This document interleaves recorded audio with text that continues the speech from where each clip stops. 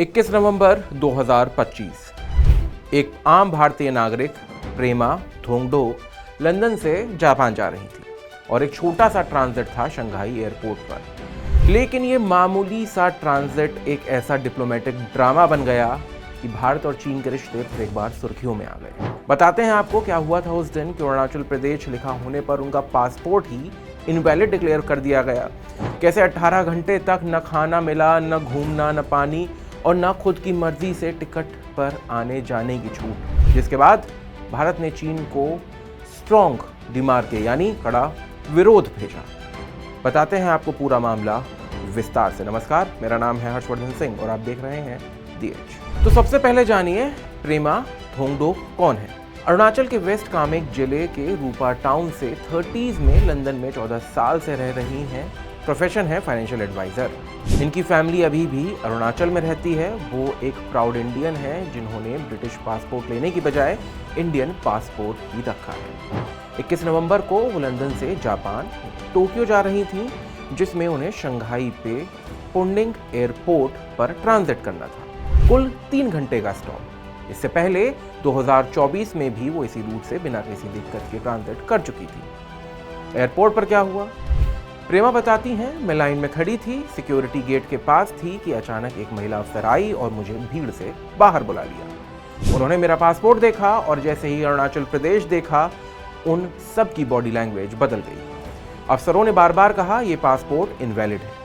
अरुणाचल प्रदेश तो चीन का हिस्सा है, तुम्हें तो चीनी पासपोर्ट लेना चाहिए। बार बार नई दलीलें छोटी छोटी बातों में प्रेमा को परेशान करते रहे। 18 घंटे एयरपोर्ट के ट्रांजिट एरिया में हिरासत, खाना पानी नहीं, कोई प्रॉपर अपडेट नहीं, बस एक सूखा बिस्किट। प्रेमा ने पूछताछ की, कानून का हवाला मांगा तो जवाब मिला, हमारे कानून यही कहते हैं, मगर कोई लिखित रेफरेंस नहीं दिया गया। उन्होंने कहा, या तो वापस यूके जाओ या इंडिया लौटो। जापान भेजने से साफ इनकार। टिकट सिर्फ चाइना ईस्टर्न एयरलाइन से बुक करनी होगी, कोई दूसरी इंटरनेशनल फ्लाइट नहीं। उन्हें बाहर जाने से मना कर दिया गया, फूड और इंटरनेट एक्सेस तक नहीं दिया गया। उन्होंने बताया कि चीन में गूगल नहीं चलता, किसी भी इंटरनेशनल सहायता तक पहुंचने के लिए परेशान होना पड़ा। 18 घंटे की हिरासत में फंसी प्रेमा ने आखिरकार हिम्मत नहीं हारी। अपने दोस्तों की मदद से बमुश्किल एक फोन कॉल पाकर शंघाई से भारतीय कॉन्सुलेट को अलर्ट किया। कॉन्सुलेट के 6 अफसर 1 घंटे के भीतर एयरपोर्ट पहुंचे, खाना लाकर दिया, तुरंत बात की, लेकिन तब भी चीनी अधिकारी टस से मस नहीं हुए। कॉन्सुलेट ने बार बार समझाया, उसका पासपोर्ट भारत सरकार का है, पूरी तरह वैध है, वह अपने अधिकार से ट्रैवल कर रही है।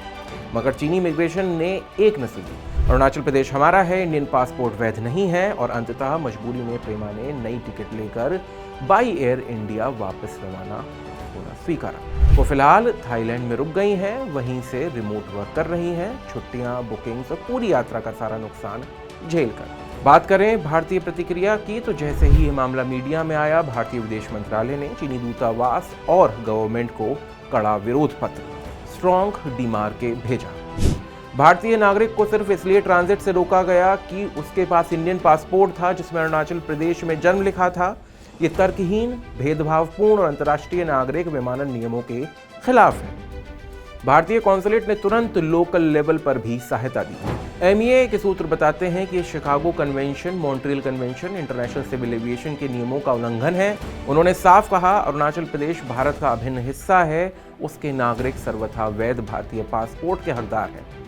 एमईए ने यह भी कहा कि ऐसी हरकतों से दोनों देशों के सामान्य रिश्तों को नुकसान पहुंचता है।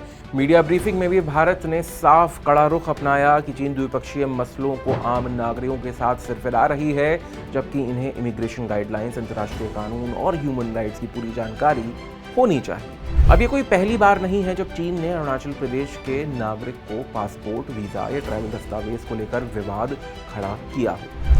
चीन अरुणाचल प्रदेश को दक्षिणी तिब्बत, साउथ तिब्बत कहता है, जबकि भारत उसे अपना पूर्ण राज्य मानता है। कई बार चीन विश्व स्तर पर स्टेपल वीजा या पासपोर्ट वैलिडिटी जैसे मुद्दों पर तकरार कर चुका है, लेकिन आम नागरिक की ट्रांजिट डिटेंशन का ये मामला पूरे इस विवाद की गंभीरता और पॉलिटिकल माइंडसेट को सामने लाता है। ह्यूमन राइट्स के लिहाज से इमिग्रेशन स्टाफ का व्यवहार, मॉकिंग, तानों और दस्तावेज वापस करने में अर्थहीन देरी ये सब दिखाता है कि चीन सिर्फ कूटनीतिक स्तर पर ही नहीं, ऑन द ग्राउंड नागरिकों को भी दबाव बनाने की नीति अप्लाई कर रहा है। प्रेमा से बार बार कहा गया, तुम्हें चीनी पासपोर्ट लेना चाहिए, ये न सिर्फ मजाक बल्कि नेशनल आइडेंटिटी पर सीधा हमला और आघात है। पीड़िता की अपील और व्यक्तिगत असर की अगर हम बात करें तो प्रेमा ने भारतीय प्रधानमंत्री कार्यालय, विदेश मंत्रालय और सोशल मीडिया पर विस्तार से अपने अनुभव को डिटेल किया। उन्होंने कहा, यह घटना भारत की संप्रभुता, नागरिक के आत्मसम्मान और इंटरनेशनल ट्रैवल राइट्स पर सीधा हमला है। उन्होंने स्ट्रॉन्ग डिप्लोमेटिक प्रोटेस्ट, फाइनेंशियल और मानसिक शारीरिक नुकसान के लिए भरपाई की मांग की। मुझे सिर्फ इसलिए 18 घंटे बेवजह हिरासत में रखा गया क्योंकि मैंने भारतीय नागरिकता नहीं छोड़ी। शायद ये सब न होता अगर मैं यूके पासपोर्ट ले लेती, लेकिन मैंने हमेशा इंडियन आइडेंटिटी को प्राथमिकता दी। यात्रा में मेरी जिम्मेदारी सिर्फ खुद तक सीमित थी, लेकिन चीन ने अपने अंतर्राष्ट्रीय विवाद को मुझ पर थोप दिया। ये कभी स्वीकार्य नहीं है। उन्होंने ये भी कहा, अब वक्त आ गया है कि भारत दोहरी नागरिकता पर भी नए सिरे से सोचे ताकि ऐसी घटनाओं में नागरिक असहाय न रहे। बात करें भारत चीन रिश्तों की तो मामला सिर्फ एक इवेंट या कैजुअल डिटेंशन का नहीं है। ये भारत चीन संबंधों की असली परीक्षा है। जिस दौर में दोनों देश सीमा विवाद, व्यापार, डिप्लोमेटिक राउंड्स में फ्रेंडली इमेज की कोशिश कर रहे हैं, ऐसी घटनाएं रिश्तों में और दरार की वजह बन सकती है। वहीं अगर कुछ रिपोर्ट्स की बात करें तो भारतीय पक्ष ने चीन के सामने ये भी साफ कर दिया है कि कोई भी एक तरफा कदम न केवल द्विपक्षीय संबंधों को नुकसान पहुंचाता है बल्कि इमिग्रेशन रूल्स और इंटरनेशनल कन्वेंशंस का भी उल्लंघन है। तो अब देखना ये होगा कि चीन इस मुद्दे पर क्या माफी मांगेगा या फिर इस घटना को मिसकम्युनिकेशन मानकर टाल देगा। मगर वहीं ये बाकी भारतीयों के लिए भी एक बड़ा सबक है। जिन भी नागरिकों के पासपोर्ट पर कोई ऐसी जगह अंकित है जिसको लेकर अंतर्राष्ट्रीय स्तर पर किसी भी तरीके का कोई टकराव चल रहा है, तो वो चीन ट्रैवल या ट्रांजिट के लिए सावधान रहें।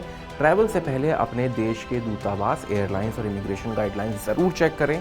ऐसी घटना में न केवल व्यक्तिगत नुकसान बल्कि राष्ट्रीय स्तर पर छवि और अंतर्राष्ट्रीय कानूनों का सवाल खड़ा होता है। आपका क्या मानना है इस पर कि चीन का ये रवैया क्या आने वाले समय में भारत चीन रिश्तों पर असर डालेगा? आप अपनी राय हमें कमेंट बॉक्स में बता सकते हैं।